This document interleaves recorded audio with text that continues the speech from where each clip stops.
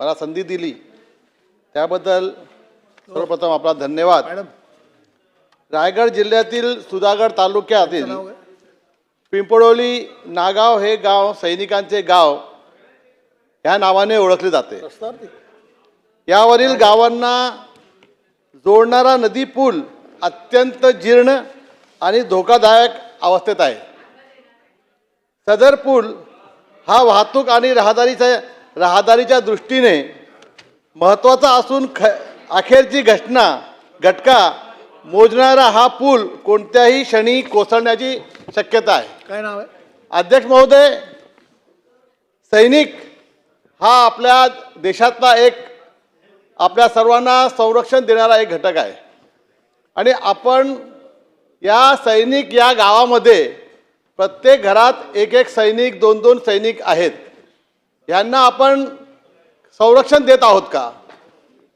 त्यांना घरी जाताना जो पूल आहे त्या पूलची अवस्था एवढी खराब आहे, किती वेळा बोलून सुद्धा याच्यावर कोणतीही कारवाई होत नाही आहे। अध्यक्ष महोदय, सदर पुलाचे मुख्य संरक्षक कठडे नदीत तुटून पडल्याने प्रवासादरम्यान वाहन या पुलावरून घसरून नदीत कोसळण्याची शक्यता आहे।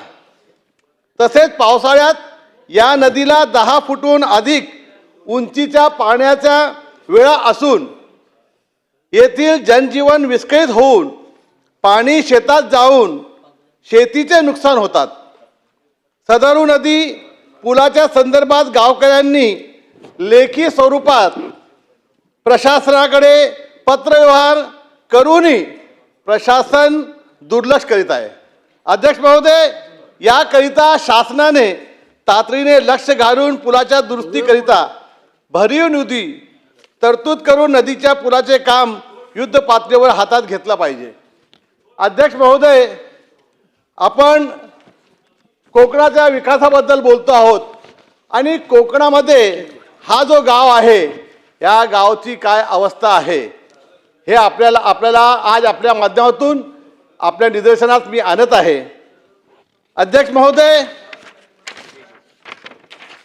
मुंबई गोवा महामार्ग या महामार्गावर माझ्या आधी सर्व आमचे वक्ते जे होते त्यांनी सांगितलं, बोललं।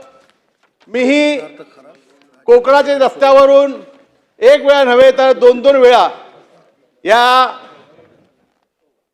अधिवेशनात बोललेलो आहे। गोवा महामार्ग कधी पूर्ण होणार हा प्रश्न सभागृहामध्ये प्रत्येक अधिवेशनात आपण ऐकत आहोत। त्याच्यासोबत कोकणातील ग्रामीण रस्त्यांची देखील दुरवस्था आहे।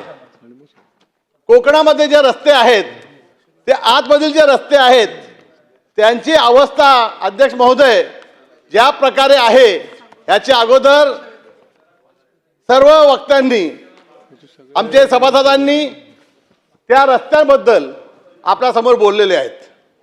माननीय अध्यक्ष महोदय, या ठिकाणी मी उल्लेख करू इच्छितो की रत्नागिरी सोमेश्वर मार्गे तोंडदे कुडतळे या ग्रामीण रस्त्यांची दुरवस्था याकडे शासनाने तातडीने लक्ष घालून सदर रस्त्याचे काम तातडीने सुरू करणार का हा प्रश्न प्रत्येक वेळी विचारला जातो।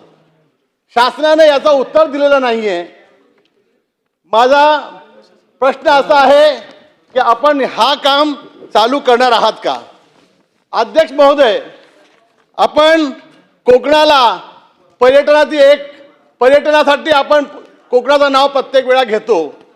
आपल्या सगळ्यांना माहीत आहे की अष्टविनायकामधला एक मंदिर बल्लाळेश्वर मंदिर हा पाली या गावात आहे। या बल्लाळेश्वर मंदिरच्या इथे जो बस स्टँड आहे त्या बस स्टँड म्हणजे जो डिपो सारखा आहे त्याची अवस्थेसाठी मी आज नव्हे याच्या अगोदर 2 वेळा बोललेलो आहे, पण आजपर्यंत तिथे शासनाने कोणताही काम चालू केलेलं नाहीये। त्या बस स्टँडची जी अवस्था आहे ती अवस्था बघितल्यानंतर आपण स्वतः हा विचार करू लागणार की कोणत्या प्रकारे आपल्या या बल्लाळेश्वर गणपती मंदिर ही अवस्था आपण करून ठेवलेली आहे। त्या बस स्टँडची लोक तिथे येतात, पर्यटन आणि दर्शनासाठी त्या मंदिरामध्ये जेव्हा लोक येतात त्यांना कोणत्या प्रकारे त्या बस स्टँडमध्ये ना पाणी आहे, ना शौचालय आहे, ना बसण्याची सोय आहे, ना तिथे बस बरोबर उभी राहू शकते, डांबरीकरण नाही आहे, एकदम खराब रस्ता आहे. आणि अशा अवस्थेत आपण बोलतो की कोकणाचा आपण पर्यटनसाठी आपण त्याचा विकास करणार. कोणत्या प्रकारे विकास होणार आहे? अशा प्रकारे जेव्हा आमदार तुम्हाला एक वेळा नव्हे दोन वेळा, आता हा तिसऱ्यांदा मी बोलतो आहे, तरी त्या बस स्टँडचं काम चालू होत नाही आहे. अध्यक्ष महोदय, मी आपल्या वतीने विनंती करतो कृपया ह्याच्यावर लक्ष देण्यात यावे. अध्यक्ष महोदय, पाली येथे बल्लाळेश्वर गणपती मंदिर त्याला आपण पर्यटन असा एक दर्जा दिलेला आहे. जर आपण त्याला दर्जा दिला असेल तर कृपया आपण तिथे लक्ष द्यायला पाहिजे की आजूबाजूला राहण्यासाठी जे फक्त मंदिराने जे रूम बनवले आहेत ते त्या रूम शिवाय तिथे कोणतीही सोय नाही आहे. लाखो लोक तिथे दर्शनासाठी येत आहेत. बल्लाळेश्वर गणपती हा जागरूक एक गणपती आहे, जागरूक एक दर्शनाचा एक जागा आहे. तिथे आपण अवस्था करून ठेवलेली आहे. कृपया त्याच्यावर आपण लक्ष द्यायला पाहिजे. अध्यक्ष महोदय, आपण पर्यटन बोलतो, तिथे पर्यटनासाठी आपण काय काय काम केलेलं आहे. फक्त इमेजिका हा एक पार्क आहे, त्याला सोडून दुसरा काहीच नाही आहे तिथे.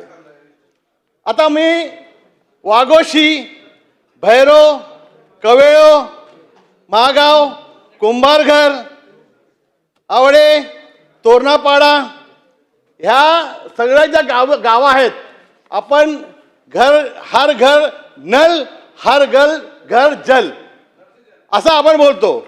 आणि हर घर नल आणि नल में जल अशी आपण बोलतो. पण 2-2 दिवस त्या नळाला पाणी मिळत नाही. हे जे मी 8-10 गावांची नावं घेतलेली आहे, ह्या गावामध्ये एक दिवस पाणी येतो, 2 दिवसानंतर परत पाणी येतो. ही अवस्था आज आपल्या गावाची आहे. आपण कोकणाला कोणत्या प्रकारे कोणत्या नजरेने आपण बघत आहोत हे मला आपल्याला इथे सांगू इच्छितोय मी. अध्यक्ष महोदय,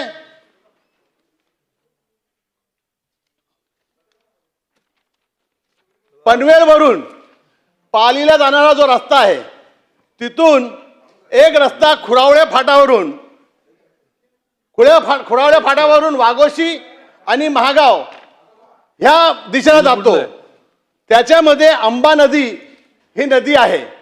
तिथे सुद्धा जो पूल आहे त्याची अवस्था सुद्धा एकदम खराब आहे. कित्येक वर्ष झालेत त्याच्यावर कोणताही काम करण्यात आलेलं नाहीये. त्या नदीवर सुद्धा पावसाळ्यात खूप पाणी भरतो आणि पाणी कमीत कमी जवळजवळ 10-10 फूट त्या पुलाच्या वर असतो. आणि त्या पुलाला सुद्धा संरक्षण कडे नाही आहेत, संरक्षण कटळे नाही आहेत.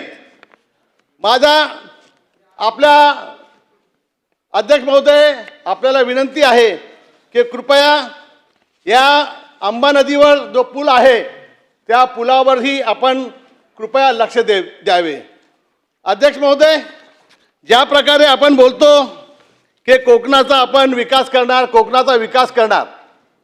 पण कोकणाचा विकास करताना आपण शेतकऱ्यांना कोणत्या प्रकारे सहायता करत आहोत. पाऊस पडलं की आंबा खराब होतो, काजू खराब होतो. आता आज ह्या वर्षी सुद्धा अगोदर पाऊस पडला, सगळे जे फुलं होती ते सगळी पडलेली आहे. या जे शेतकरी आहेत यांना आपण दिलासा देणार आहोत का? मी आपल्या माध्यमातून हे प्रश्न इथे आज विचारलेले आहेत. हा तिसऱ्यांदा माझा प्रश्न आहे. अध्यक्ष महोदय, प्रश्न असा आहे की जेव्हा आपण विचारतो त्याचा उत्तर आपण आम्हाला किती दिवसात देणार आहात. 1 वर्ष पूर्ण झालेलं आहे, ह्याचा उत्तर मला मिळालेला नाहीये. हा उत्तर मला किती दिवसात मिळणार आहे एवढं सांगतो. आपण मला इथे संधी दिली त्याबद्दल मी आपला धन्यवाद करतो. धन्यवाद. जय हिंद, जय महाराष्ट्र.